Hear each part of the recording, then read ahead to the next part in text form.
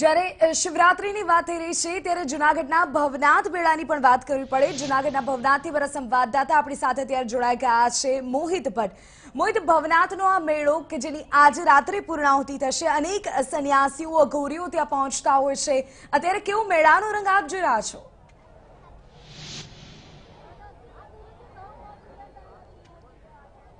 વિધિ બમ બમ ભોલેના નાદ સાથે મહાશિવરાત્રી પર્વનો જૂનાગઢમાં પણ પ્રારંભ થઈ ચૂક્યો છે અને આજ વહેલી સવારથી આમ તો છેલ્લા 5 દિવસથી જે ભવનાથની તળેટી છે ત્યાં મહાશિવરાત્રીનો મેળો ચાલી રહ્યો છે, મિની કુંભ ચાલી રહ્યો છે અને લાખોની સંખ્યામાં લોકો આવી રહ્યા છે। અને આજે જ્યારે અંતિમ દિવસ છે અને જે મહાશિવરાત્રીનું પર્વ છે તેને જોતા મોટી સંખ્યામાં લોકો ઉપસ્થિત થયા છે। આપને હું દ્રશ્યો બતાવવા માંગીશ કે ભવનાથની તળેટીના દ્રશ્યો છે કે આપ જોઈ શકો છો કે મોટી સંખ્યામાં લોકો છે ત્યાં ઉપસ્થિત થઈ રહ્યા છે। બમ બમ ભોલેનો તેઓ જે નાદ છે તે પણ લગાવી રહ્યા છે। લાખોની સંખ્યામાં જે લોકો છે તે ઉપસ્થિત થયા છે। આજના કાર્યક્રમની વાત કરવામાં આવે તો આજના દિવસે વિધિ અહીં જે પરંપરાગત જે દિગંબર સાધુઓ છે તેમની રવાડી છે તેના દર્શન લોકો થશે અને જીવ અને શિવનું અનોખું મિલન અહીં કહેવામાં આવે છે કે જેટલા પણ જીવ આવે છે તેમાં એક શિવ હોય છે અને આ શિવ કયા સ્વરૂપે આવે તે કોઈને અંદાજ નથી હોતો। અહીં મારી સાથે કેટલાક લોકો છે, આપણે તેની સાથે પણ વાત કરીશું। આપ ક્યાંથી આવો છો? સુરતથી આવી છે। શું કહેશો આપ, મહાશિવરાત્રી પર્વ આવ્યો છે, કેવો અનુભવ કરી રહ્યા છો? સારો અનુભવ છે અને મહાકુંભ મેળો છે ને સરસ છે, એટલે આયોજનમાં મજા આવે એવું છે અને રાત્રે રવેડી જોવા પણ રોકાવાના છીએ। કઈ રીતે દર્શન દિગંબર સાધુઓના પણ દર્શન કરી રહ્યા છો, શું કહેશો? દિગંબર સાધુના દર્શન કરીને અમે ઘણી ધન્યતા અનુભવી છે। 51 લાખનો રુદ્રાક્ષનો ઓલો જોઈને પણ આનંદ થયો છે। દર વર્ષે કરતા 3 સાલ વધારે ઓલો છે કુંભ મેળો મિની છે, એટલે સગવડતા સારી છે, બધું આનંદ આવે એવું છે બધું। આપ શું કહેશો?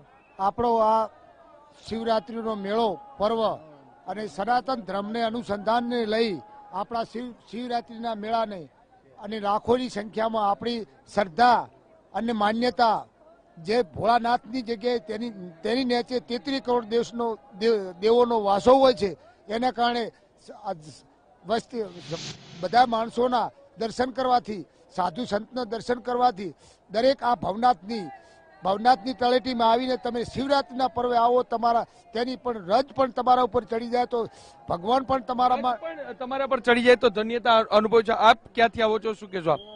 અમરેલીથી આવું છું, દર વર્ષે આવું છું અને આજે અલગ પ્રકારનો જે માહોલ છે જે આજે છે ઉજવી રહ્યા છે।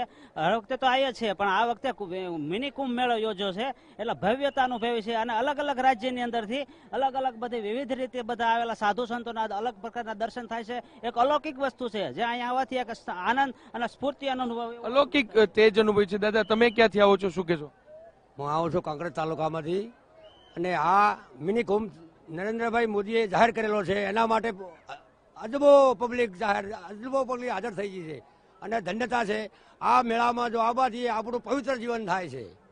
વિધિ, ચોક્કસથી ભજન, ભોજન અને ભક્તિનો ત્રિવેણી સંગમ એટલે મહાશિવરાત્રીનો મેળો અને જીવ અને શિવનું મિલન અહીં થતું હોય છે અને આજ શિવના દર્શન કરવા માટે દેશ અને દુનિયામાંથી લોકો અહીં આવતા હોય છે। જે પ્રકારનો માનવ મહેરામણ અહીં જોવા મળી રહ્યો છે તેના પરથી જ અંદાજો લગાવી શકાય છે કે જે મહાશિવરાત્રીનું પર્વ છે તેને કેટલું મહત્વ છે।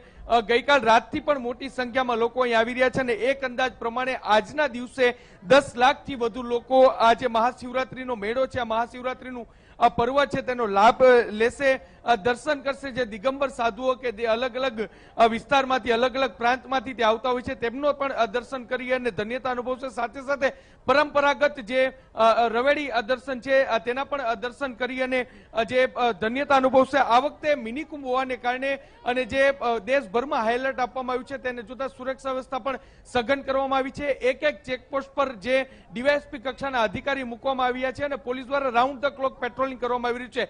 5 કિલોમીટર જેટલું અંતર છે કે જ્યાં વાહન જે છે પાર્ક કરવામાં આવી રહ્યા છે, ત્યાંથી લોકોને ચાલીને આવવાની વ્યવસ્થા કરવામાં આવી છે। એટલે કહી શકાય કે સુરક્ષા વ્યવસ્થા પણ કોઈ પણ પ્રકારે ન જોખમાય તે પ્રમાણે સુદ્રઢ આયોજન છે તે વહીવટી તંત્ર દ્વારા કરવામાં આવ્યું છે અને લોકો પણ અહીં બમ બમ ભોલે અને જે મહાશિવરાત્રી પર્વ છે તેનો આનંદ લઈ રહ્યા છે। વિધિ, બિલકુલ મોહિત, આભાર તમામ જાણકારી બદલ। તો ભવનાથના મેળામાં પણ અત્યારે દૂર દૂરથી લોકો પહોંચી રહ્યા છે। આજે રાત્રે આ મેળાની પૂર્ણાહુતિ થશે। મહાશિવરાત્રીનો આ પર્વ કે જેને માણવા માટે શિવભક્તો પહોંચી રહ્યા છે ભવનાથ।